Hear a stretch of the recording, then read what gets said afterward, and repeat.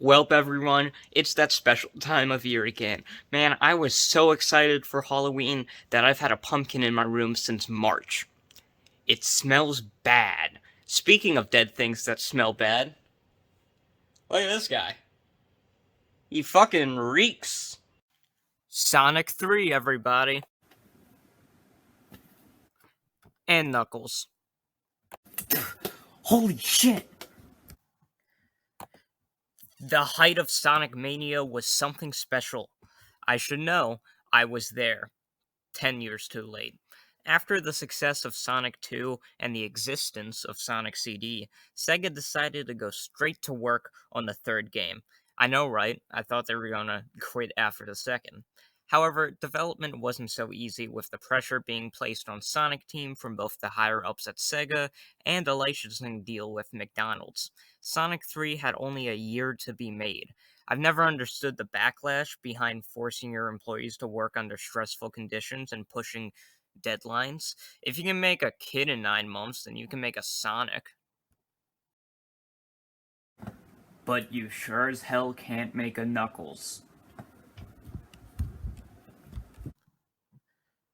Sonic Team really wanted this entry to make an impact. This was supposed to be Sonic's biggest adventure yet, and a much more cinematic experience with a larger focus on the story. But it turns out that's hard to do when you have Sega and Ronald McDonald breathing down your neck for a year, so the game actually got split into two, with Sonic 3 coming out February 1994 and Sonic and Knuckles coming out later that year in October, allowing you to combine the two for the complete experience.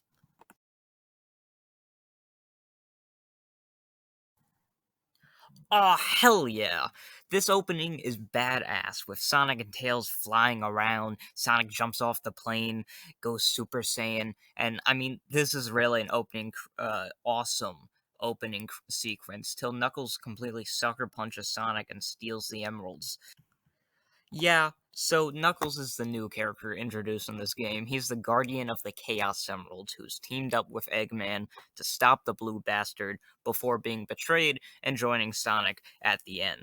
The problem is, while he's really badass in the beginning, he doesn't do much after that. He just kind of shows up towards the end of a zone to be an asshole or be a painfully easy boss fight. He's the human version of a troll face. Well, that's enough backstory. We should probably get into the actual game and... Wait 1 second. That was over there, right?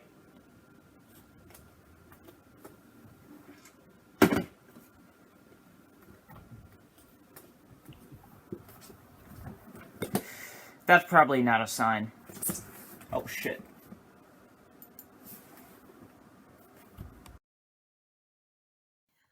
You can actually play through the entire game as Knuckles, which is really cool.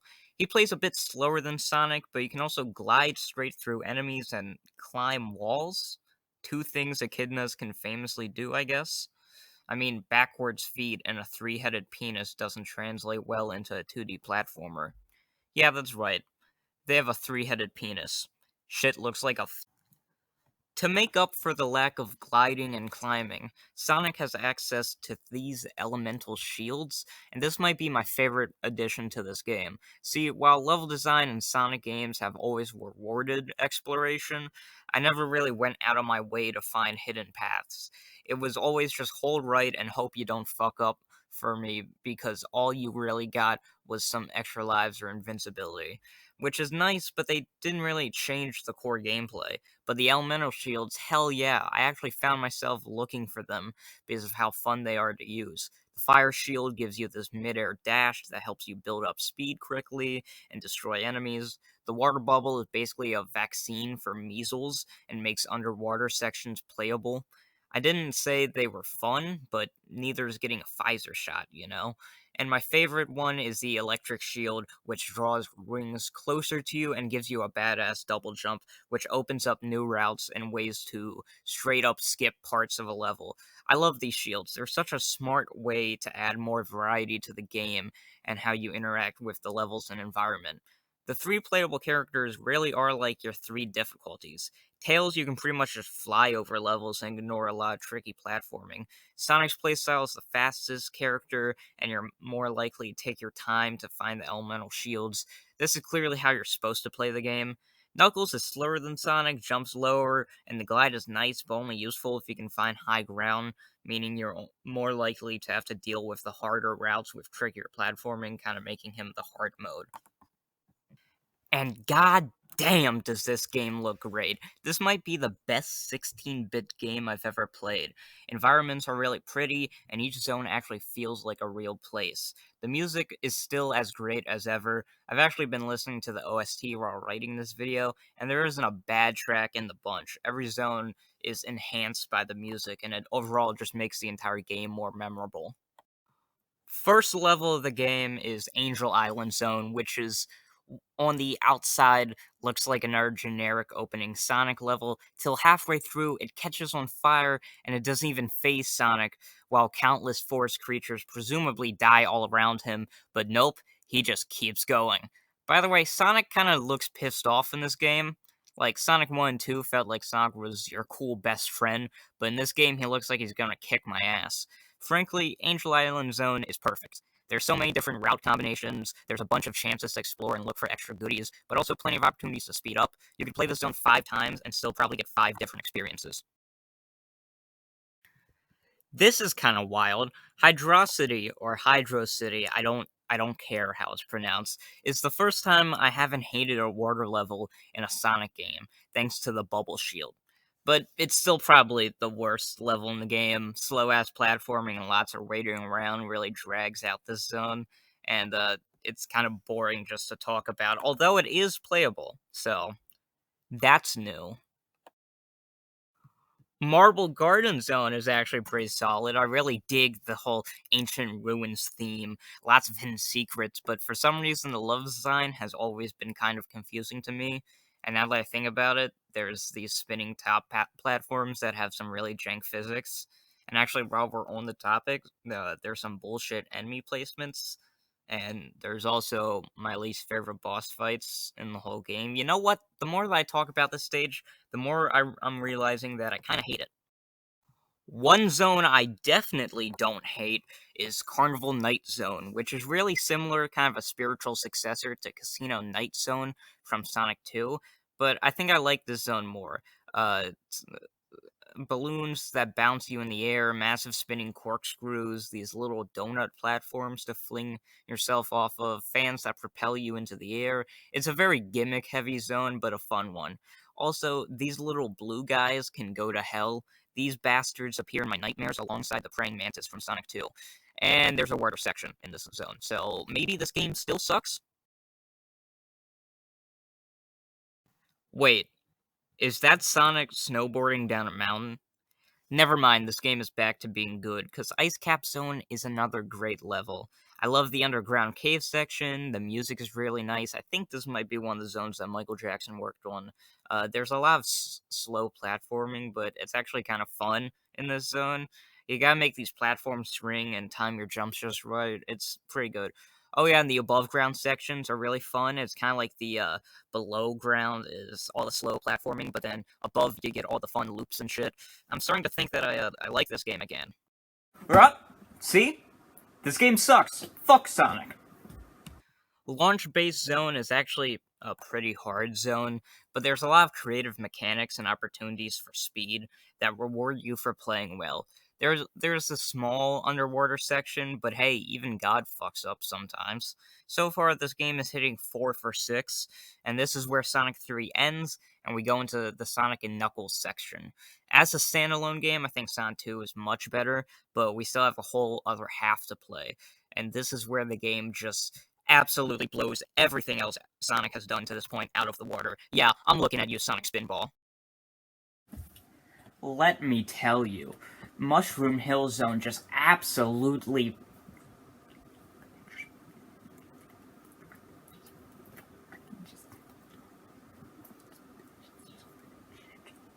Please, and Knuckles was there? This, in my humble opinion, and by humble I mean correct opinion, is the best zone in the original Sonic trilogy. That's right. Fuck you, Marble Garden Zone. Oh, he's gone too far this time. There's so many springs to bounce on, loops to go through, the little bars that you can swing off of. This is easily the best pace zone in the game, and the art, both in the foreground and background, is beautiful. Please care, Dad. When I think of this game, this is what I think of. Oh yeah, and also Knuckles. Next up is Flying Battery Zone, and this is the one level that really turns up the classic Sonic bullshit. But honestly, I still don't hate this one. Once again, the level design, while frustrating, still has some sections that are really fun. This entire game has this great sense of flow. Not my favorite zone, but it definitely isn't my least favorite zone either. Again, fuck you, Marble Garden. Sandopolis Zone is next, and if I'm being honest, I've never really cared for desert-themed levels in 2D platformers, especially in modern Mario games. This isn't super, this is bullshit! But while on the offset, I didn't think I was really gonna like this zone. Once again, this game somehow turns chicken shit into Sandopolis Zone from Sonic 3 and Knuckles. There are these little zipline things that are completely pointless, but Sonic looks funny. Watch out for the sand slides, they're mildly annoying. Love how you go inside the pyramid, starting to think Sega has a thing for temple zones. Does Hidden Valley Zone make them horny? Light up the torches to keep away the ghosts, or say fuck it and just keep moving to the right. Guess which one I chose. And then the sand starts rising, making for a fun little set piece. This zone is badass. So Lava Reef Zone is next, and it's okay. There's not really that much to talk about. It's really long, and the theming is kind of bland, and so is the level design. So this is just kind of a whatever stage. The worst part of the game is this one part where Knuckles just decides to straight up chuck a boulder at Sonic, which leads us to an auto-scrolling level, which to me never made much sense for a Sonic game. Isn't the whole point of Sonic to go fast? Why do I have to wait around for the screen to catch up? And oh god, the lava at the end looks like SpaghettiOs. It might be the one part of the game that looks objectively ugly. Sky Sanctuary Zone, however, is actually really pretty. I like the contrast between it and Lava Reef Zone. If there's an aesthetic that gets my rock hard in video games, it's dystopian landscapes with overgrown vegetation. Other than that, the zone is pretty straightforward and short. Kinda odd that this is one of the last zones in the game, but still a pretty fun one. The last full zone in the game is the Death Egg Zone, which was also in Sonic 2. I love the background art on this one. The Star Wars homage is more obvious than ever. There's also some anti-gravity mechanics, which later on Sonic games do a lot, but I think it was fun-ish here, though I have a higher tolerance for this type of bullshit than most people. Overall, I had a fun time with this level, and it's a massive step up from similar stages in previous games, and a decent way. So overall, while I know plenty of people prefer Sonic 2, I think this is easily the best Sonic game we've checked out so far. The level design is much better, the graphics are probably the best I've seen in any Genesis game. It's more replayable. This is clearly the magnum opus of Sonic Team so far. This is an easy recommendation, 9 out of 9. So there we have it. I finally finished the classic Genesis trilogy with a few extras thrown in there. This marks the end of the Sonic Golden Age, the peak of his popularity, and if I were to rank the games, it'd probably be Sonic 3 Knuckles, Sonic 2, big ass gap, Sonic 1, Sonic CD, and what the hell, bro? Stupid fucking gimmicky bullshit to prolong the video length run. So the next time we're gonna do one of these Sonic review videos, it'll probably be another, bundle review of a bunch of other Sonic Game Gear games at this time. Then we're going to be moving into the Saturn era, mid-90s to the Dreamcast, and that's just going to be a whole another story. I've been doing these videos for about 2 years, and If you're wondering what I think of Sonic Colors, well, you're gonna have to wait another 10. Bye-bye.